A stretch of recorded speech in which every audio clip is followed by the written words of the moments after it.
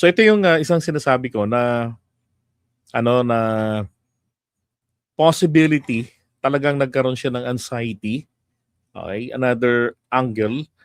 And then sabi nga ni sino ba nagsabi doon na I think si ano yun eh. Takot kasi siyang makulong. Jesus si Francis.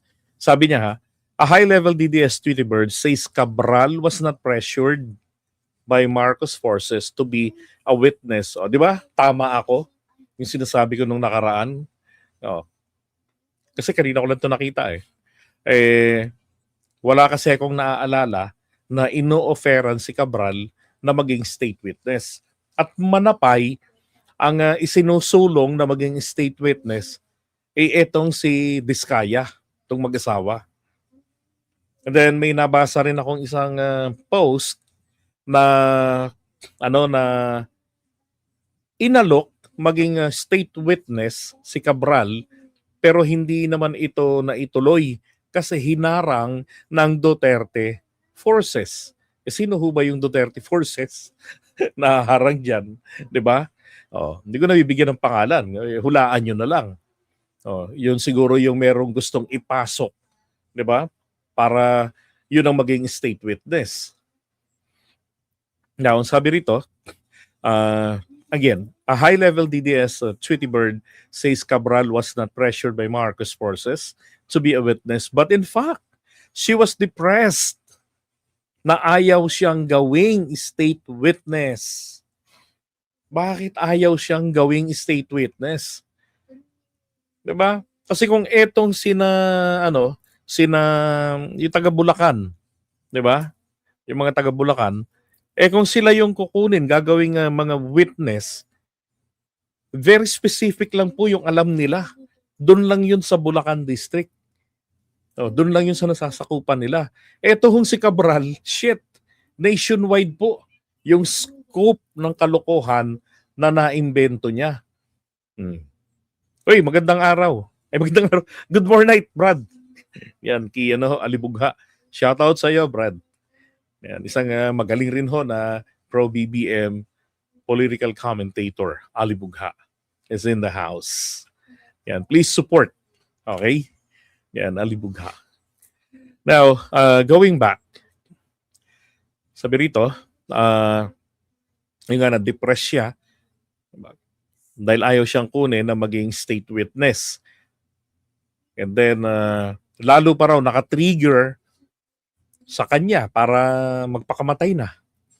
Sabi ni Francis, yung press conference ni Secretary Dizon. And then ganito rin sinasabi ni Leandro Leviste.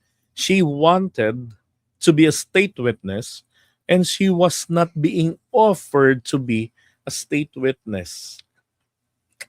Diba? Hindi ko nga dapat kasi iniingatan yung mga ganito. Kasi maraming nalalaman eh. 'Di ba? Maraming pwedeng makuha sa kanila ang gobyerno natin na makakatulong para malutas itong problema na to, itong korupsyon na to. Para malaman kung sino-sino yung mga dapat papanagutin, 'di ba, ng mga nagnakaw ng pera ng bayan. Hindi yung sapat ng nalaman natin, taga DPWH, 'di ba, na merong mga nagsoli na ng pera, nag-restitution. Hindi yun eh. Kailangan merong accountability na totoo, hindi yung just for the show. 'Di ba? And take note, si Cabral po, tinangka na rin niyang magpakamatay. Ayun nga po dito, tumalon siya sa hagdanan nila, so sa kanilang bahay, kaya lang, wala hong nangyari sa kanya, hindi man lang siya napilay. Diba? So hindi ho totoo na meron siyang takot sa matataas na lugar. Okay? Ito pa. Naalala ko yung post ni Crisette Laureta Chu. Sabi niya doon, wala nang tokha ngayon. Pero basta-basta na lang nahuhulog. Now, sa post ni Francis pa rin, ito na yung pag-apat na pala, etong si Cabral. So, noong September, yung isang engineer sa Ilocos Norte ay na-ambush. Tapos nung November, just this year, yung DPWH back chair na taga Sorsogon, nagbigti. Bakit? Sabi, marami ring nalalaman yan. Nagbigti o pinagbigti o binigti. 'Di ba? Tapos yung isa rin pong engineer ng Region 5 Planning Office, namatay din. Tapos alam ko yung Region 5 na yan, yung sa mga ng parting Mindoro yan. 'Di ba? May malaking ano roon, expose. Tapos taga-planning office pa. Nako, parang ganyan ang opisina ni Cabral eh. And then, ngayon naman daw, si Cabral naman, head ng National Planning Office. So sa planning, dalawa na yung natitegi. Ito yung press conference ni Dizon. And obviously, kung totoo nga na ito yung naka-trigger sa kanya to commit, di ba? Andito kasi yung pangalan niya eh. At sino ba naman ho ang hindi talaga mai-stress kapag ikaw ay makukulong at possible na makulong ng habang buhay? Oh. 'Di ba? Nandiyan ang pangalan niya. Tapos yung mga mas big time pa yung pangalan sa kanya, wala sa listahan sa pinakakasuhan. So kahit papaano, sabihin natin, parang hindi rin talaga nakatulong itong press conference na to. And again, instead na mag-press conference palagi ng mga ganito, di ba, bakit hindi na lamang sana pinabayaan sa presidente yung pag-aanunsyo? Hindi yung maya-maya na lang may press code yung mga cabinet secretaries. Tapos nane-neglect naman pala nila, di ba, na tingnan yung mga possible na mga maging state witnesses ng pamahalaan natin. Yung mga maraming nalalaman.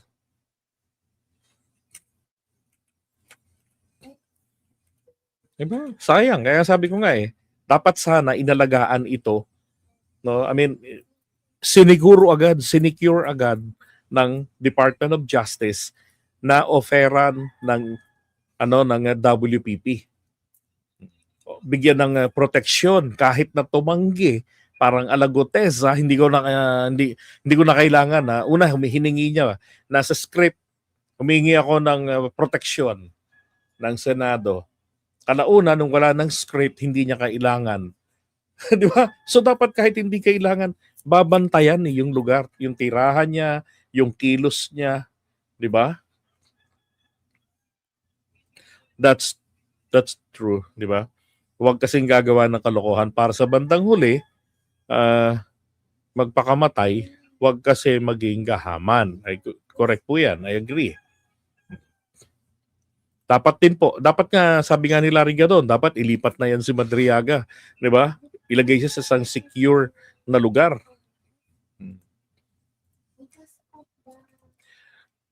Well, to be honest with you, hindi ko na ba masabi na nagmamagaling si Vince Dizon because I can say na masyado rin siyang napipressure sa mga nangyayaring ito at masyadong there's too much expectation from him, diba? So kinakailangan niyang i-update ang taong bayan. And apparently, diba, hindi nakatulong. Bagkus may nalagas na isa sa mga potential na very, very vital state witness.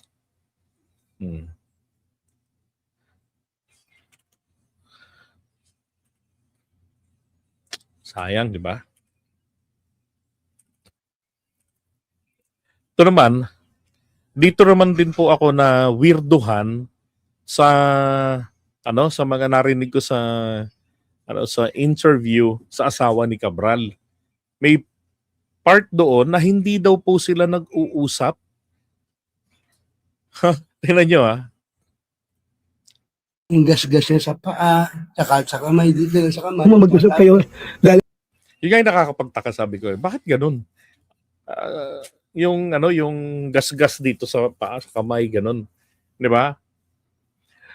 Tapos, kung yun nahulog, dapat malala yung tama noon. Well, wala na yon kasi nakita naman na natin yung latest picture, 'di ba? Kung bakit nakabalot ng kulay orange.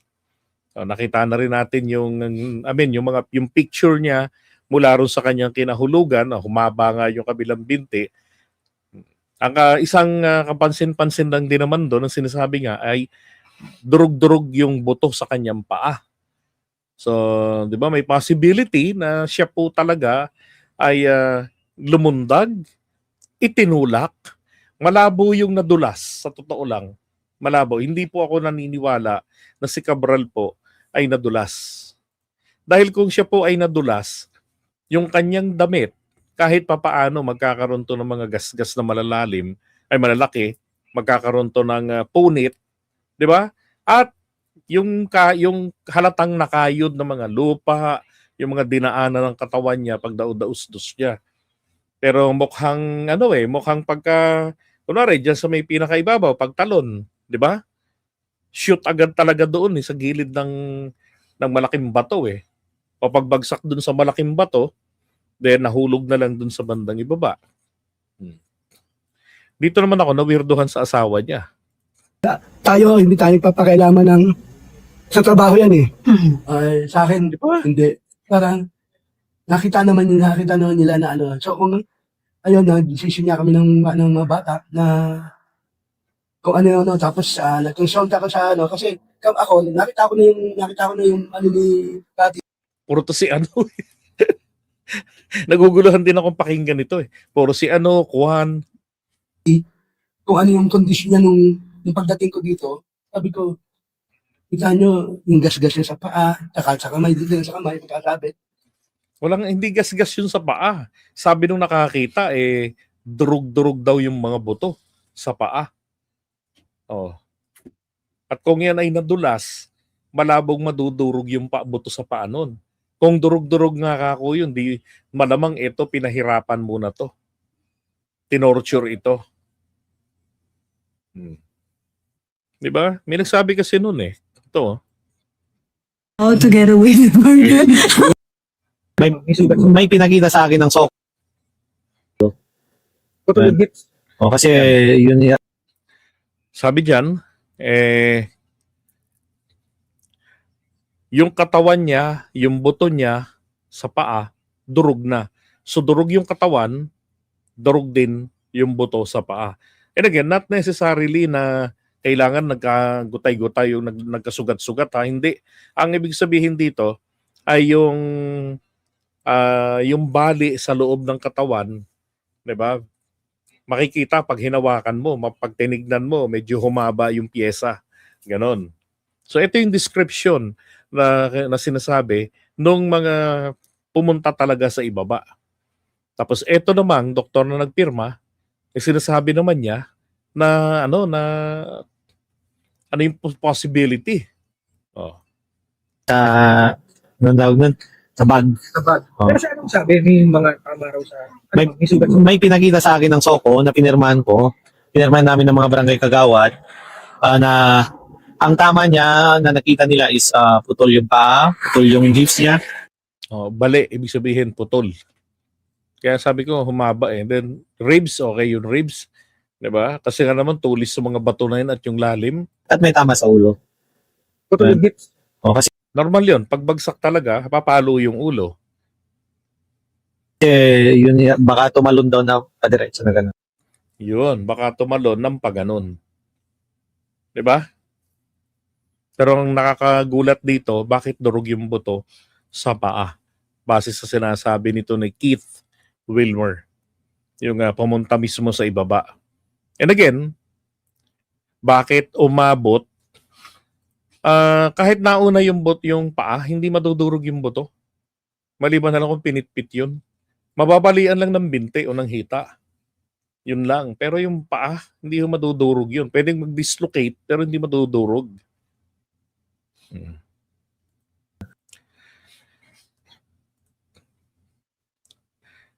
Okay. Saan na? Ito. Yun lang, sabi ko, ba't kailangan nyo pang iano? Wala namang itim na ano. Na pwede mong sabihin na foul play. Tingnan natin ng tinignan natin ng sa NBI na medical. Medical legal. Tingnan, yun o, baliktad namin, o. So yung autopsy ginawa, binaliktad namin ganun. Ibig sabihin, physical autopsy lang ginawa nila. Tinignan lang nila kung yung katawan from external. Ganun lang, external lang ang tinignan nila. Hindi pa yung talagang biniyak, hindi ganun. Sir, ang ano niyo po ba dito, sir? Naniniwala po ba kayo papula o sinadya? Baka nadulas lang yun na ano, kasi Para sa kanya naman, nadulas. mag-unwind lang siya, diretso lang natin. Ano pa doon silang punto? So, Na para patunayan, gaano katagal kami nagsama ng asawa ko? Tagal nilang nagsamang mag-asawa ha. And si Cabral, 40 years sa gobyerno, sa DPWH yata. naniniwala po kayo aksidente po yung Oo. pagkahulog niya. Kasi, ang punto lang naman doon, nagpunta siya dito para mag-unwind kasi masyado madaming pressure na. Di ba na weirdohan ako sa kanya? Walang kaibang emotion. Pero yung driver, Anong inaangat yung body bag? Anong naglalaro sa isip mo nung nakita mo na siya? Wala, naiyak na lang po ako. Hindi ko akalain gagawin niya po. ba? Kasi yung asawa, nakakapagkwento pa. Kasi kaugnay po yan nung sa flood control, sa sir. flood control. Siguro, kasi hindi kami nag-uusap tungkol sa ano eh. Di ba? Another weird thing, mga kapatids. Bakit hindi sila nag-uusap mag-asawa tungkol sa ano Sa kaso ng flood control, hindi kami nag-uusap. Di ba? Very sensitive po itong usapin ng itong flood control. Di ba? Shout out sa kay UE. Kay Joanna. Yan. Di ba? Sensitive, hindi lang sensitibo, kung hindi napaka-importante. Kasi, di ba, isipin mo, makukulong ang asawa mo. Sabi niya nga, ang tagal naming, ilang taon kaming nagsama, tapos,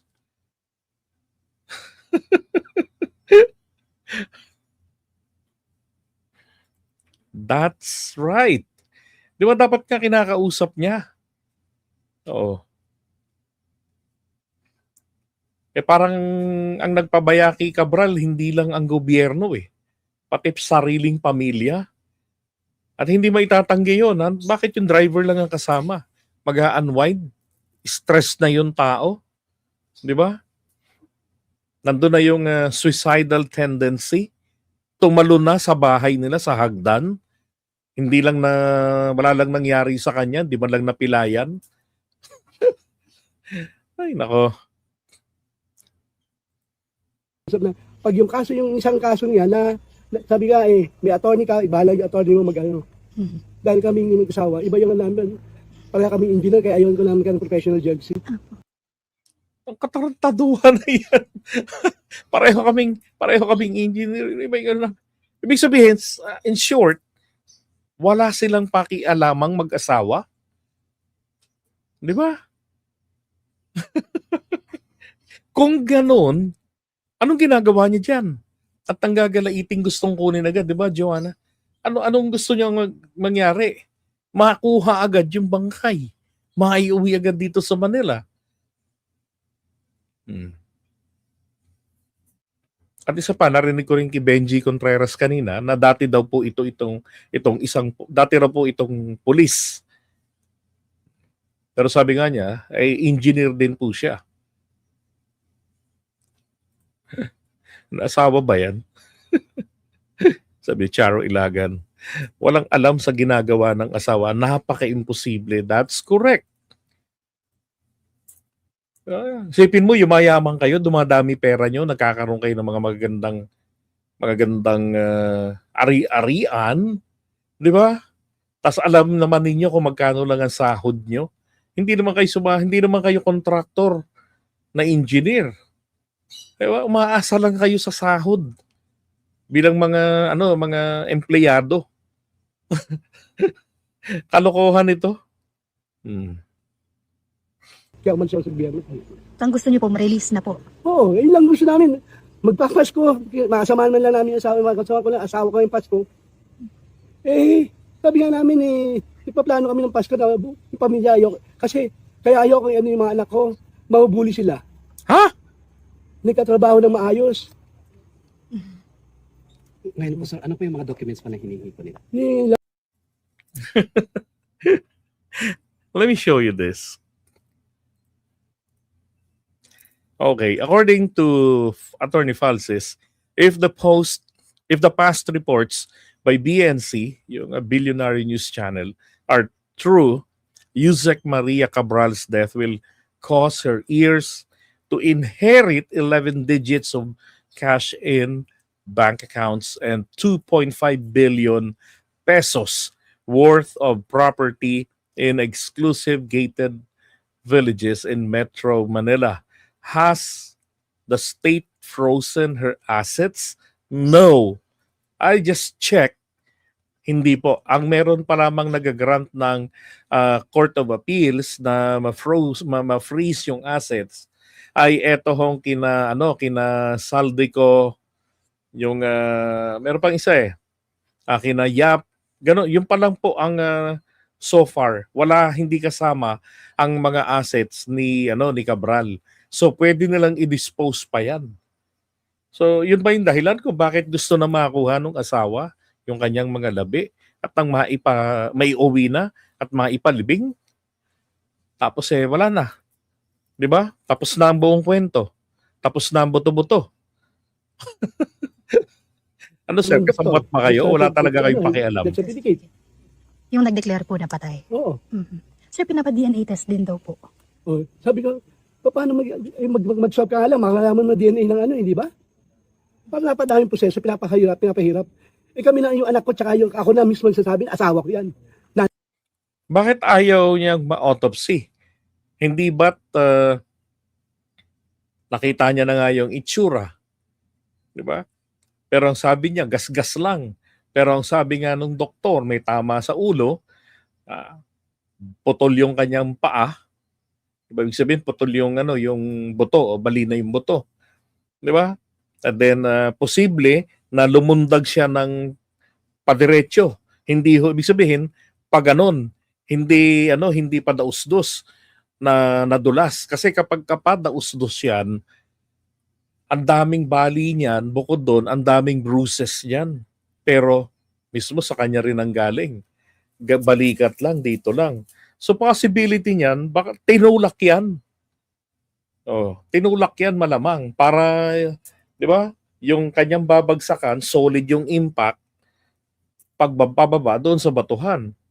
Diba? Ano klaseng asawa to? Hindi ba't dapat kung ikaw yung kapamilya, ikaw pa yung unang-una, lalo na't controversial yung nangyari at yung kinasasangkutan, unang-una ka nang sisigaw ng autopsy ng makalibre.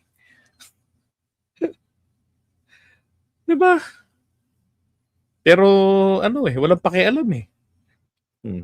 Sabi niya, ayaw pa ipa-autopsy ng asawa nung una.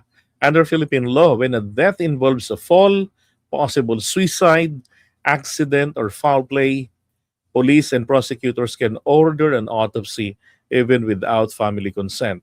Autopsies for one reason, to determine facts, not to protect narratives. Thank you, attorney.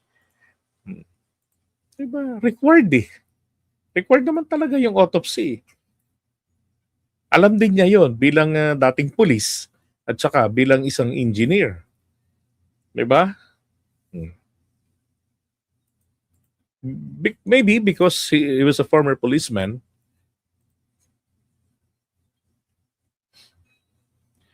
Parang tipong naghahabol lang ari-arian. Hindi naman kasi naka-freeze eh. Yaman, di ba? Tapos hindi sila nag-uusap mag-asawa tungkol sa trabaho. Kalokohan yan. Gusto po siguro i-safety ang mga ari-arian. Tama, at ibaon na lamang sa limot. Kasi pag nalibing na, malilibing na rin ang lahat. Pati yung mga ari-arian. Alam nyo, dapat sa nangyaring ito, alam naman na, determine naman yung amount. Dapat yan kukwentahin na lang yung sahod niya for 40 years. Di ba? Ano yung property niya dati bago sila naging mag-asawa o nung bago siya pumasok sa DPWH o kahit sa gobyerno. Kukwentahin yun. And then kung magkano lang yung lilitaw na value, then yun yung property na iwan sa kanila. And then the rest, dapat kunin ng gobyerno. Bawiin yun, i-sequester in favor of the government. Hmm.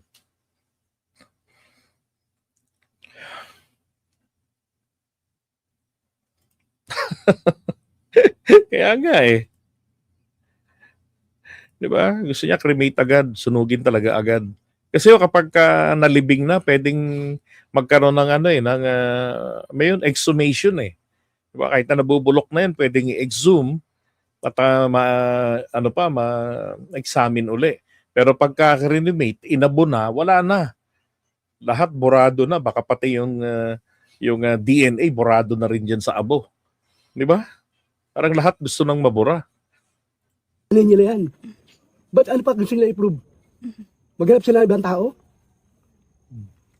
Yun lang magiging reaction ko dahil kung ikaw man, gusto mo ba nakita mo yung magulang mo o yung kasama mo sa bahay na asawa mo na nakita mo na nagka-disgrasya tapos gusto mo pagbuksan mo pa yung ano?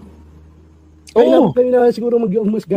So sir, para sa inyo, hindi po tumalon ng kusa yung asawa niyo. Accidental. Aksidente siguro, aksidente yun. Kasi sa akin, magkausap pa kami nung ano eh. Before that day eh. Ano po yung napag-usapan? So, a day before, di ba? A day prior to that incident, nagkausap pa sila. Ano na pag-usapan nyo? Eto na. Niyo, sir? Wala, nag-usap namin yan. Sabi, mag-anuan ka muna kasi sabi ko pa sa kanya, ba't hindi ka umatin nung ICI meeting, yung hearing, yung 15. Oh. Then sinabi ko sa kanya, sabi niya, sige, sabi ko, kausapin mo yung lawyer mo, mag-usap kayo. Dahil hindi tayo papakailaman ng sa trabaho.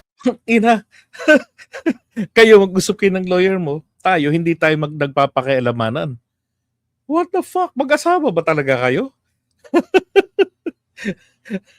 Ibang klase, di ba? Trabaho yan eh. Hindi ako nakikialam ng trabaho eh. Sir, Uy, hindi na po ito usaping trabaho. Yung kinasangkutan ng asawa niya. Hindi na to usapin ng trabaho. Dahil hindi trabaho ng asawa niya magnakaw. Di ba? Katarantaduhan pinagsasabi nito. Now, why I was saying that? Simple lang, palagay ko. Ito, para pagka siya tinanong o magkaroon ng investigation regarding sa flood control, hindi siya matatanong. Kasi nauna niya nang sinabi diyan na hindi kami nag-uusap. So I have no knowledge. I know nothing about it at all. Wala talaga. Nada. Ganon. That is the picture that he was painting to protect himself. Imposible yan na wala siyang alam. Diyos ko po. Biro mo yung sweldo, ganito lang. Tapos yung nagagawa, nabibili. Lalo rin sa gated subdivision. Baka kapitbahay pa kayo nila Saldico, nila Eric Yap, nila SMR, nila PBBM sa Forbes Park. Alang yan to. last na lang, nasaan yung cellphone at mga gadget Ano? po? Yung, Ako hindi pa nakikita simula dumating ako dito. Kasi indisikaso ko siya. So yung gamit, wala akong nakitang gamit. sabi po kasi sinuli sa inyo. Wala sila solid. Ako dumating ako dito alas 2. Sabi nila sinole. So wala pa ako nakita. Kinausap ko anak ko, wala silang gamit na ano.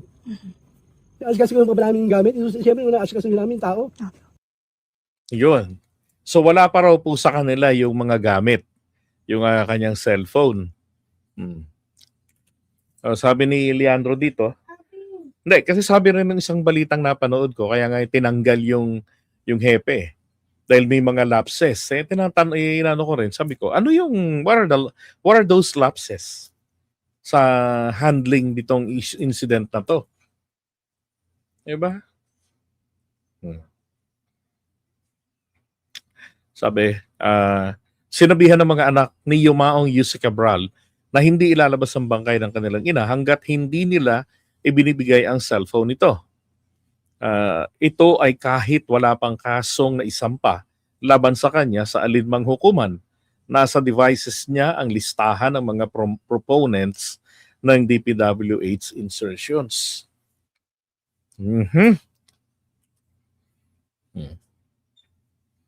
Yan yung mamanahin, no? Laki.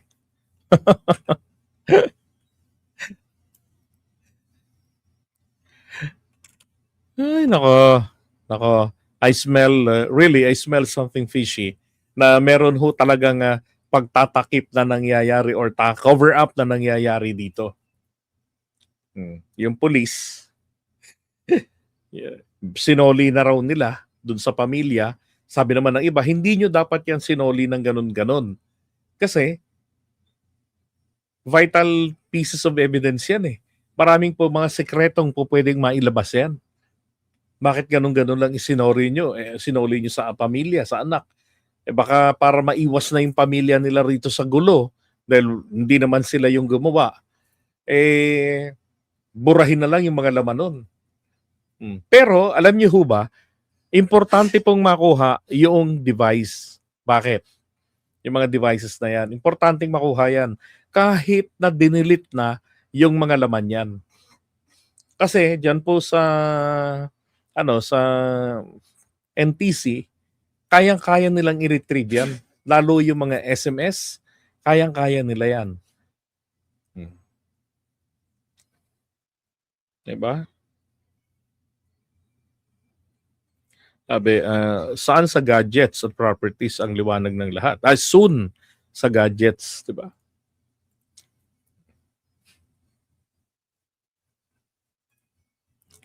Magalong. Nako, grabe.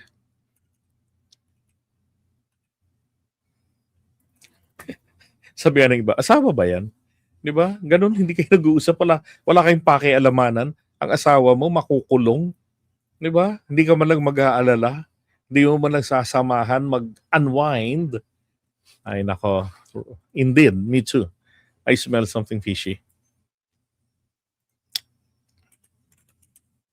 Ito pa yung malala. So, according to Senator Lacson, willing na siya na magsalita. 'Di ba? Tapos namatay. Ngayon, ang balita yung mga computers sa kanyang opisina ay nawala. And then, going back to the devices, bakit parang ganun ka-adamant yung gustong kumuha ng mga devices sa kanila, ng cellphone? 'Di ba? Ano 'yun? Merong magpapabura doon? 'Di ba? Magpapalinis. Nawala na si Cabral, nawala yung mga computer. Tapos yung cellphone nawala din. Ay nako. Sabi ni Leviste, may listahan sa computer ni Cabral ng lahat ng proponents ng DPWH insertions. May iilang may kopya nito. Kung lumabas lang ito, tapos na ang mga investigasyon. Now, my challenge for him is this. Bakit hindi mo ilabas yung kopya mo? Kasi meron po siyang kopya. Sabi niya, ang files ni Yusek Cabral ay inaprubahan ng DPWH na ibigay sa akin noong September 4. Ipinakita ko ito sa IZI noong November 18 at 19 at sa Ombudsman noong 26. May kopya rin ang DPWH nito. Di ba?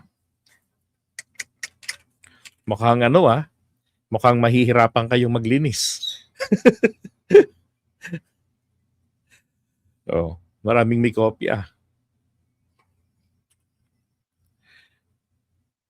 Sinabihan yung mga anak ni Cabral na hindi ilalabas yung bangkay ng kanilang nanay hanggat hindi sinusoli yung cellphone. Ganon.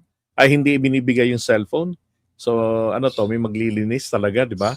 Ito ay kahit wala pang kasong na isampa laban sa kanya at sa alinmang hukuman. Nasa devices niya ang listahan ng mga proponents. Diba? Now, and this is what I can say as well. Dapat po, protektahan po ng ating pamahalaan yung mga testigo ng DPWH, mga taga-DPWH. Lalo na rin, syempre, itong mga akusado. Kasi yung akusado po pwedeng may maisukang impormasyon yan kalaunan eh. 'Di ba? So mahalaga pong maingatan lahat sila. Para naman, syempre, hustisya sa pondo ng taong bayan. Mula dyan sa pinagagawa ng mga magnanakaw. Pati ba naman yung computer? Natural. Kasi nga, naglalaman ng mga mahalagang information. Di ba? Now,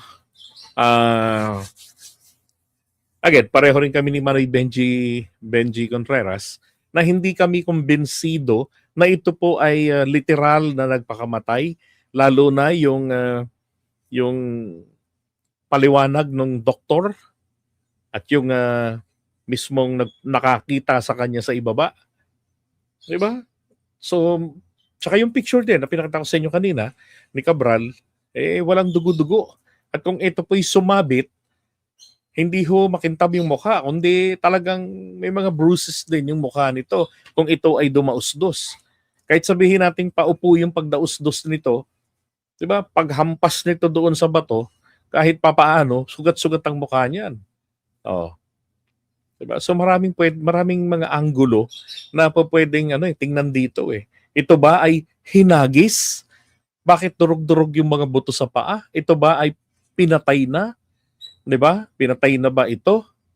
Tapos sino yung nando sa picture na nakaupo na kinunan pa ng picture ng driver?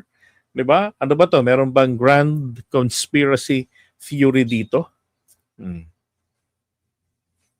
'Di ba?